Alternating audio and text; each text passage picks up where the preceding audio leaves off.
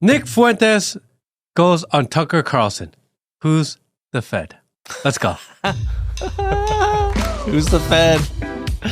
Good morning, good afternoon, good evening, wherever in the world you are. Welcome to the Matt Kim Podcast. I'm your host, Matt Kim, joined by my co-host, Mr. Peter Saddington. What's up, everybody? Smash the like button. Welcome to the Matt Kim Podcast. We're going to be talking about who is the Nazi Party. I'm sorry, who is the Fed? Is it you? It is a special episode. We will be recording the regular real episode for this week after this one. So definitely check that out. Turn on your notifications, hit the like, subscribe, etc. But first, because I didn't want this episode to merge and take over the real episode. But I feel like we're going to have a lot to talk about because we haven't spoken about it yet at all. This is a special episode.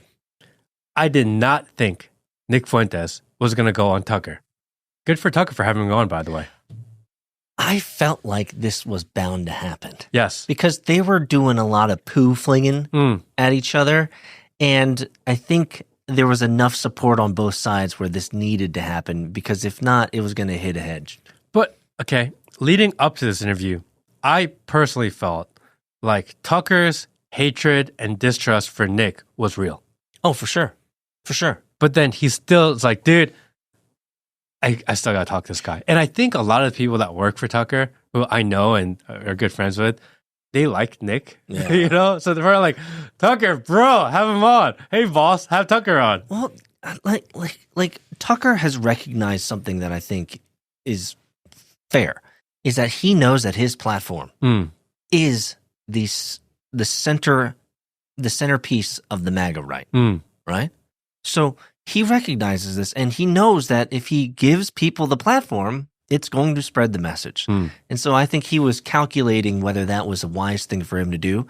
I think this was a wise thing for him to do, and the conversation was it wasn't a spicy conversation. No, there was nothing spicy about it. There was no spice, but what it did do is it cleared the air, and I think that's what needed to happen. It made Nick a little bit more mainstream. It humanized him. And kind of similar to what he did with Patrick Bet-David. Yeah. He took a lot more mainstream positions, which, you know, I don't love. Well, I think I know where you're going, because you and we both watched the full thing. And so I usually don't watch. Usually it's in the background when I'm working. I watched it. But there were a couple times where I found myself, I was like, I think I'm like 15 minutes deep, like actually watching these guys talk. And so it was really interesting because you want to know what both sides think about each other. Because the whole idea is the MAGA right, let's decide the MAGA right, the conservative movement cannot eat itself. Because if it eats itself, then the left and evil will prevail. And so I think this is a let's just say an olive branch across the aisle so that they could understand where they sit, so that maybe, just maybe, and you're looking incredulous. You have a face of incredulity. You don't believe me, but I think they might be moving forward together. Who knows? What do you think? Well, okay. The first, say, 45 minutes was kind of history and background on Nick. Yeah, which we've heard 1,000 times. Which he's already done before. Yeah, he did it with Patrick Bet-David. So we know that you were censored. We know that you went to Boston. We know that. Fine. We know that you actually got your start with Daily Wire and that circle. And they backstabbed you. Yeah, they backstabbed you. Fine. But they created a beast. They did. If they had just placated him and employed him and just kind of ignored his strong rhetoric, they might not have created the foul beast that they see before them today. I mean, they could probably say the same thing about Candace Owens, because they created her too. Isn't that the movie trope? Isn't that, it's like you live long enough so that you become the villain, right? Isn't that the movie trope? Is that you're the good guy until they force your hand to be the bad guy. I mean, wasn't that kind of what Tucker was talking about? It's like, dude, like if they talk to you and they call you a racist long enough, don't you kind of end up becoming that which you are trying not to be? Well, when Nick did the PBD interview, my criticism was that he was almost trying to be too broad, too mainstream, not as extreme as he really is, trying to be like, oh, look, I'm not the worst guy, guys, which he's not the worst. I don't think so. And I don't think the worst of him is that bad, you know? I think Nick understands the funnel. Yeah, he did that at PBD. Yeah. So we needed Tucker to do it again. It's like, oh, maybe that's who he is now. So here's what Matt Kim is insinuating. Matt Kim is insinuating that Nick Fuentes tones down his rhetoric so that he can open up the funnel for a wider berth to get in more people to his cause, is what you're saying. He tones down the rhetoric so that he can have more people say, you know what? Maybe Nick isn't as inflammatory as they say. I don't think that's what I'm saying. Okay, so tell me, what are you saying? I think what I'm saying is as you grow and get bigger and you want bigger audience, you want to make more money, you want to grow, then you naturally kind of start to self-censor. You start to water down your message, make it more mainstream. You don't want to be the fringe idea any longer. You want to be the mainstream guy. And in doing so, I think you start to alienate maybe the people that that kind of rode with you in the beginning. But they're a little extreme. They're a little bit racist. They're a little too out there. So let me shift over. Let me get this middle crowd, which is a big crowd. Yeah. And in the process, be like, dude, you guys are a little crazy. I'm not you guys anymore. So and I don't love that. So this is truly the Hollywood trope then? Yeah. I mean, he's just moving center right. Yeah. He was like this hard right that's moving center right. He's like, I don't hate anybody. You know, well, it's not the Jews. It's like, oh, wait, what? What? Well, let me tell you the climax. My assistant's a Jew. Like, oh. Is he how do we say in the South? Is he backsliding? Yeah, maybe a little bit. So it's what got him there was his unapologetic takes on certain things. Yes. So let me tell you the end of the Hollywood movie, because this is clearly how it works. The man is of pure soul, pure mission, realizes the system doesn't appreciate pure souls and pure missions, banishes him, destroys him. He comes back as now the evil incarnate that he was not supposed to be because he was the purest form in the beginning. Now he's risen with his army of plebs, and the plebs were the exact same extreme that he is. However, now that he's becoming mainstream, he must open the funnel and must be less aggressive in his tonality and his messaging, and his OGs are the ones who are going to backstab him, going to take him out. That's how the climax works. And if you remember from other Nick Fuentes monologues, he does believe that a alt-right or conservative right spokesperson will once again be also taken out. So I wonder if he's prophesizing his own death from his own people. I mean, it's almost the same exact thing that happened to Andrew Tate. It seems Andrew Tate, when he was on his come up and he was being very unapologetic in his views, I was like, dude, I really like this guy. Like, he don't give a fuck. Yeah. He just says whatever's on his mind. And it may be crazy. I may not agree. I may agree. But I feel like he's saying what he actually thinks. And I really like that about him. And the shock value had value. Yeah, he was really good at it. Yeah, the shock jock was working. And then all of a sudden, he starts to get really famous. He's hanging with Trump. He's hanging out with like Con Inc. And all of a sudden, he's like, no. He's like, yeah. Let's tone it down a little bit. Let's tone it down a little bit. The money train's too good. Yeah. He's like, oh, no, the government, the right and the left, they're all like after you. He's like, no, like I really like this government now. I was like, oh, really? Especially after 9 months in jail. Yeah. He's like, oh, they're like surveilling everyone. It's like, no, but like this surveillance tech's okay. You know? See, I don't do like meme coins, but buy my meme coin, please. It's always the same trope. The same trope is the money funnel is very thin, and then you get notoriety. The money funnel opens up. And then your like, message gets a little, you got little bumpers around you. And, of course. You know, hey, we'll give you a bigger audience, but here are the guardrails. So if I can put a capstone on your summary of the Nick Fuentes, Tucker Carlson conversation is Nick has lost his shine.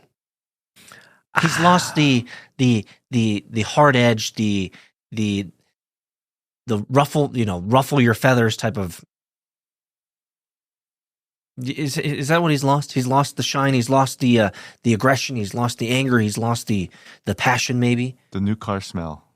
The new car smell. I don't know. Maybe he'll go live tonight or tomorrow and be like, "Fuck Tucker, fuck everyone." They edited me out. Maybe. But so let me get to my question. But after PBD, he did not say that. He's like, "Oh yeah, they're the best." I don't think you. Let me do my McNext commercial. I was like, "Oh, okay." I don't think you agree with me here, but I need to make sure the audience understands the differential here.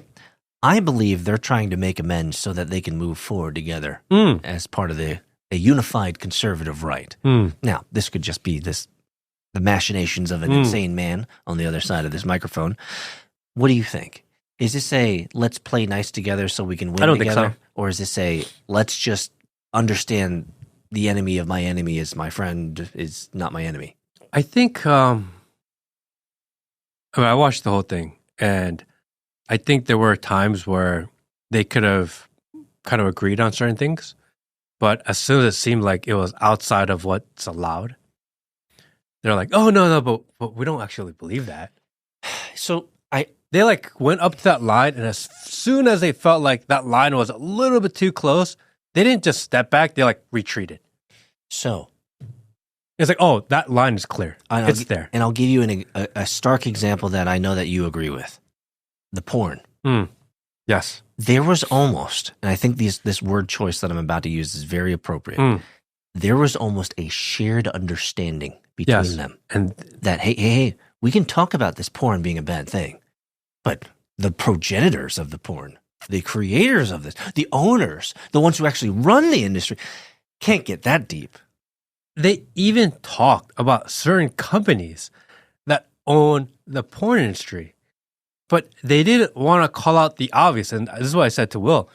This was an opportunity to take this entire story and 2-hour interview and bring it home. Yeah, yes. They could have brought it home and without being extreme, without saying anything cancelable, without doing anything that would be like, "Oh, these guys are crazy." Because they spent the first 30 minutes talking about, it's not all Jews. Yeah, it's not all Jews. It's not all Jews. It's not them. Like, you have to be loving. It's just a Zionist. It's just a couple people that are bad happen to be Jewish. Fine. All right.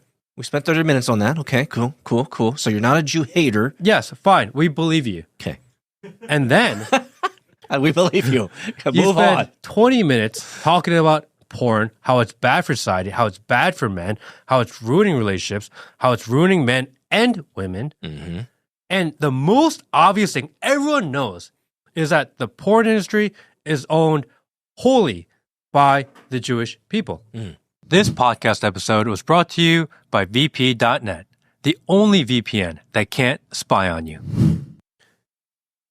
Why didn't they want to bring up that point? Because, again, that would have wrapped the whole story up. Yes. And it would have made sense. Yeah. And they didn't even have to say it in a bad way. Yeah. But that's just a fact. It could have just been a matter of fact, right? And bring it home. You and I watched it. And I truly believe the way that Tucker was asking, he was waiting. I think he asked it 3 times. He was like, he said it this way, and then he said it this way. He also said, "So what is porn?" Yeah. I was like, what are we asking here? Yeah. But here's my point. I truly believe he was setting up that Tucker was giving Nick the opportunity to do it, to hit a home run. It was like, what a softball! Like, how many times have you and I seen Nick Fuentes on his show talking about porn specifically and the Jewish origination? Have we not? So this is not like a new idea to Nick. Like, he has spoken for long lengths about this being a problem for not only men, for the Aryan nation, for the society as a whole. He's spoken on all 3 of those denigrations of our culture because of the Jewish influence in porn.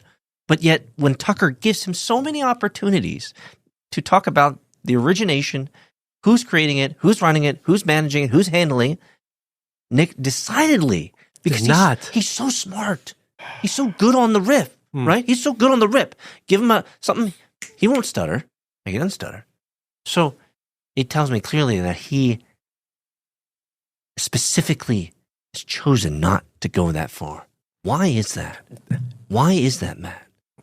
That's the question. He didn't go hard enough. Was that a choice at that moment? It's like, dude, I'm not going to go there. And I know that Tucker's like giving me this lob. He's teeing him up. And Tucker could have done it too, by the way. Yeah, fair enough. Okay. Both of them could have done it. It was very Obvious. easy to do. For the noticers in you, it's like, bro, we know where you're going, please. I'm watching this going like, dude, like, how do you not mention this? Say the thing. You can't tell the story without having this. It's like you're telling half-truths. Yeah, say the thing. It's bullshit. So, I don't know if Nick missed the opportunity. He's too smart for that. And no, I'm not giving him that. I mean, it's possible. No. There's like cameras there. There's other people there. He's kind of getting along. Tucker's kind of worn him down. Is like, it's not all the Jews. Nope. Like Nope. Not buying it. Nope. And Nick's like, oh, he just missed it. He goes home to his hotel room at night. He's like, oh man, I can't believe I missed that point. That's so obvious. Is that possible? Even an inkling of possibility, or did he intentionally sidestep that? Can I give you a history lesson real quick? Out of the two of us, who was the deeper Nick Fuentes fan before he really blew up? Oh, for sure you. For sure you. The man has never stuttered. Yeah. I've studied the man. Yeah. He is as sharp as a tack. Yeah. He has never missed an opportunity. You give him an opportunity for a salty yet sophisticated reply that'll crush your soul. Yeah. Like, You don't miss. He doesn't miss. Yeah. And you say, oh, the lights and the I'm just trying to give him the benefit of the doubt because we do have a lot of Nick Fuentes fans January here. 6th, he was leading. He is his performance, his product. Let me put it that way. His product is good, and when your product is good and it's that consistent, it's like a fucking Krispy Kreme donut. This shit hasn't changed in years. Like they know how to make it. When that crispy. light is on, when that light is on, you go in. When someone says, who owns the porn companies? You got to crush that one. You got to crush that That's one. Sammy Sosa level. Got to crush it. That's. It was really disappointing. It was beyond disappointing. I was like, what's the point of talking about this for 20 minutes if you're not going to have the conclusion? It was blue balls. It was just literally two men talking about, hey, porn is bad. We know porn is bad. Tell us something we don't know, doctor. Why'd you waste 20 minutes of our lives to talk about how porn is bad for you? This is not a surprise. You're not groundbreaking in your news there. So we want to get to the nitty gritty. So they both have that Spider-Man moment of like, you're a fat. No, you say, I thought you were a fat. You're a fat. So they both had the Spider-Man moment, but it was the amalgam of their conversation and not going hard enough. Not saying the thing that we all knew was there. It was these cracks in the veneer. I mean, can we say that it makes them both look like feds a little bit? That's where I was going, brother. I like them both. I'm a huge Tucker Carlson fan. I really love Tucker. I like Nick a lot, too. It made them both seem like feds. It's unfortunate, Matt. I'll still watch them. You know what I mean? Like, I'll give you my click. I pay Tucker my $8 a month to support his network. You know, whatever. But it made them both seem like feds. Like, no, you're the fed. You're the fed. Oh, actually, here's a line. Let's not cross it. Like, oh, that's like what feds would do. And that's why I chose those words. They had a distinct shared understanding of the areas, the minefields in which they should not tread. And they both successfully did not tread the minefields that we were expecting. Pre-interview, maybe just a little conference. Hey, if you were one of his OGs. This is going on YouTube. Let's just stay clear of these topics. These are the things we're going to talk about. These are we're not. Maybe there's just a lot of prep work involved. Hey, let's just make this a human piece. I just want to humanize you. Because, let's be honest, Tucker basically gave a layup interview to Sam Bankman-Fried also. True. Yes, we remember that. He also did a holiday skit with Kevin Spacey a couple years ago. So he's known to like lob some easy ones for people. But you can't rail on a guy for an entire couple of years, call him the gay kid in the basement, and then give him a layup. Like, it could have been a real conversation. I think that right there, it could have been a real conversation. I would love if they actually like debated. Yeah. Like, let's pick a topic. Like, let's Really talk about this. Why do you sit on this side of the fence? Type of like banter. Because the first 30, 40 minutes was nothing, stuff we heard already. And Tucker goes, hey, well, I don't actually know what you believe, so I'm not going to say anything. I'm just going to let you talk. I'm like, well, if I'm just going to listen to Nick talk, I can just watch a show where he just talks by himself. Yeah. What's the point of having you there? I want you to push him, challenge him, debate him, and see like where the differences are, if there are any. Yeah. And actually what we find out is that there is no difference because there's a line and you can say whatever you want as long as you don't cross a line. I mean, challenge it. I would love to see someone like Tucker or Patrick or David, who are smart guys, like not do the promotion tour and do a challenging, let's actually see if his ideas have any water and weight. But you know this as well as I do, that as long as you're it's a promo tour. It's as long as you're part of the, I forget the name, but the podcast internal circle, right? Where because you see him pop up here, and then he's on Theo Von, and then he's on, right? It's the same. So Nick Fuentes on Theo Von next, probably. I mean, if you're plugged into that circle, then we're going to see him there. I don't know if we'll see him on Rogan. No, I mean, usually it's like, yeah. But you're not wrong. We wish we had seen a real conversation. It, in my opinion, two things. Number one, it has destroyed the credibility of both of them for me. Now, will I still click on them? Yes. We are weak. The entertainment value is just too damn good. Yeah, they're really good at what they do. But number two, if you watched one of my favorite movies of all time, American History X. You remember that movie? The Brooklyn Smile. Well, it's the whole American History X is the skinhead turns into a non-skinhead, and then the skinheads kill the skinhead. That's what I'm concerned about for Nick, because his OGs, after watching this, they must have been sitting there and being like the soundtrack slows, the movie pans, and the final rose petal falls from the flower as they become disillusioned with Nick, who clearly gave the most watered down interview he's ever given. I mean, they were like, they might holy be seething. Shit, Nick is on Tucker. He's about to break it down. He's gonna let he's gonna let the world know what we think, what we believe. Yes, he represents our views, our values, and goes out there. He's like, exactly.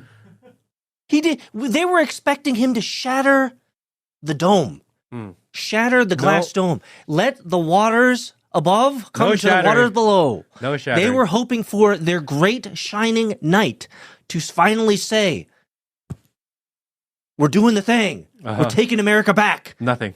We got none of it. Nothing. No fire. No brimstone. None. No call to action. Just a, I was in Boston and they didn't like me, and I've already talked about this, There was a couple shots where they had both, where you could see him, where I thought I was looking at Ben Shapiro. No cap. I was like, oh my gosh, he's kind of hunched over. He's kind of got the whole gangly finger thing going on. Well, I got to sit up straight. Like, seriously, I was like, oh my gosh, Nick Fuentes is actually Ben Shapiro. Yeah, and then at the end, they asked him, because Nick keeps on saying, I'm not conservative, I'm not a Democrat, I'm a libertarian. Okay, fine. Okay, disillusioned libertarian. Okay. And then Tucker's like, well, what would you do about the ICE raids? He's like, well, I would make more government. I'm like, wait a second. Do you not understand what it means to be libertarian? You say you advocate for smaller government and America First policies, and then you're given a layup of a question, and you say, no, I want there to be more government, more control, more surveillance. And I'm thinking, and you talk about how you feel like Trump has left you, but then you're like, I want Trump to have more power. I'm like, I don't know what he's doing.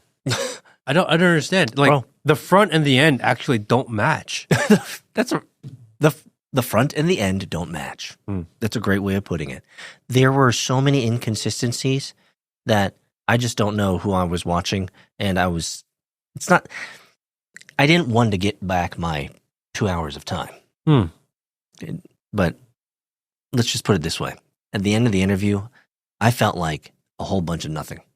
It's like you want to feel some sort of like, okay, like, good. Like they're going to, like, this means something. They're going to do something. They're going to be something. They're going to try something. They're going to, like the world is in order. But when I turned it off, I was like, fuck, man. I wonder what Candace is saying. And the Candace is like, I'm going to war with all of you. And I'm like, oh, fuck. Life is just, the world is burning. Like, Nick has lost his dick. Candace is going to war. Like, yeah. So, true story, though. I did end up watching Candace's little thing. I mean, it's not often that we both mess each other the night before we record, like, hey, are you going to watch this? It's maybe once or twice a year at best. Yeah. There are not many pieces of content on the internet that we both almost consciously decide we're both going to watch this. And we have the wherewithal to actually text each other and be like, yo, you watching this? Yeah. It never happens. Never happens. But we did that. And we came into it like, okay. Like fake and gay? It was a little fake and gay. I mean, it was a huge letdown. Let me ask you this. Here's a question on my mind. What would you have liked to see happen? I would like to see the Nick that we see on his show, the Nick that we people that watch him, like appreciate. I would like to see that version of Nick actually on other people's shows. You mean the disagreeable version of Nick? Yeah, but then he goes on Candace, and he did not do a good job on Candace. Yeah, that was a poor showing for sure. He goes on Patrick David, which is a next kind of big show that he does, and he does not do that great on Patrick David. And then he goes on Tucker, and then it's the same again. And you're like, okay. When he did Candace, it's like, oh, he doesn't do a lot of these big interviews. Yeah. He's just not used to it. At this point, it's like, oh, there's a pattern. That's just what he does. Actually. There's a pattern. Yeah, there's a pattern now. So let me... Because when he goes on, like, Alex Jones, and he's talking to the camera because they're sitting next to each other, he lets it rip a little bit. He does. You're right. But when you're sitting across from him, he, like, fears the directness of it. He can't be that guy, person to person. So, okay. He can only do it to a camera. Okay. So, if I had a tank of my feelings for Nick Fuentes, and let's say it's a 0 to 10, let's say I was at a 2. You just moved me to a 4. Why? Because I'm giving him a little bit more grace. What you're saying is that there's a pattern that is, now that I'm rolling back the tape, recognizable that Nick isn't good in conversation. No. But he's good in dictation. Correct. I don't think he's that good with people. Is he that sheltered? Probably. So you're saying every story he has, super layman's term, he's just good at shouting at a camera. Yeah, every story he has leading up to the first 30 minutes of the episode or him talking about his past like scripted because he said it so many times. Well, it's also about like how he trusted someone and they screwed him. Yeah, he's actually like kind of lonely. You know what I mean? So he's like, I talked to this girl and we actually didn't date or anything, but you know, she convinced me and then they were like really mean to me. And I talked to these guys and I thought they were my friends, but then they were mean to me. I talked to these people and I thought they were my friends and they were really mean to me. Like, oh, you're just a broken little man. Yeah, a little bit. My grace meter went from 2 to 4 it's now also to 5. part of being young, you know? Yeah. Like as you get older, that shit doesn't bother you as much. Fair enough. You know? You and I had that happen in college. Yeah, but when you're young, like these fucked by these kind of relationship type of things mean more and they seem really important to you. As you get older, you're like, whatever, it's not a big deal. Like that's just a part of life. Yeah. But that's part of it, maybe. It's true. So when he's in front of people doing the one-on-one thing, he's like a lot more respectable, which is a good thing. That's true. Cassandra, you didn't break my heart in sophomore year in college. You know, he's less, argumentative. He doesn't push back as hard as he could. You know? So what you're saying is that he's maturing in his age. Yeah, he's just getting older. And so what you're saying is that it is understandable and okay for him to soften the blow as he gets older and more mature. Yeah, I mean, it's going to pick up mainstream support. It'll lose like fringe support. It's probably where it's like better for his career anyway. But that's really what it is. He's taking what was kind of a fringe movement, right? Of people that kind of really believed in him, and it's just shifting towards a career, which is fine. But he is no longer this fringe leader that he once was, and he's a career podcaster, media guy now.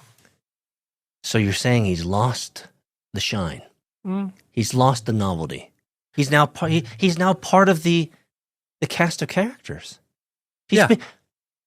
He's been initiated. Yeah, he's like a Russell Brand or a PBD or maybe like a Tucker. He's made it. Or a Candace. He's just like a figure within and a voice within the system. So he's been in Andrew Tate, he's kind of in this system. Yeah, Andrew Tate is now part of the system. Yeah, he was this fringe guy that said whatever he wanted and spoke 10% batshit crazy, 90% fucking true. So that's what Nick was like. I feel like if this is some liquor, I need to pour out some liquor for the homies. For the dead homies. Bro, like all up on the floor, bro. Seriously.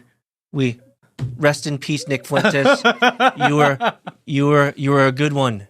Well, we've lost you. Pour out some liquor for the homies. No, I mean, for him going into his future and career and political commentary and future and career in media, I feel like this is a good capstone for this conversation. Yeah, like this is the end of Nick.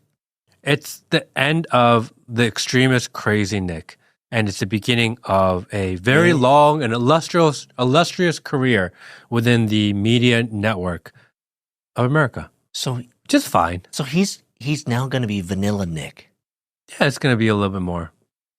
It may be like a mixed race Nick, but yeah. So a little bit of chocolate and vanilla together. Who's the next Firestar? Is it the Joker Waffen guy? Have you seen that guy? You know what I'm talking about, right? I don't know. I think the guy that wears the Joker.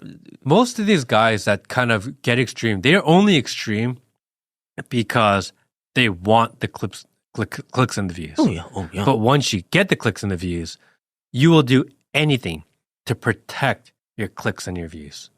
So you go from an unapologetic growth and unapologetic say what I want mode to now I have something, I can't risk losing it mode. And most business people do this too. You're in like the startup mode, you're in this creator mode, you are going to do whatever it takes, no matter what, to get your business. You're going to take chances, you're going to take risk, and you're going to innovate. And once you get to a certain point, it's like, all right, I need to protect what's mine. You know what? It's just the next phase of his chapter. What Matt says is completely true. When you are in startup mode, you have a risk tolerance level that is quite high. You're willing to do whatever it takes to get it done. Willing to fail. Exactly. However, just like, and this cycle pretty much affects everything, just like in marriage, just like in job, just like in startups.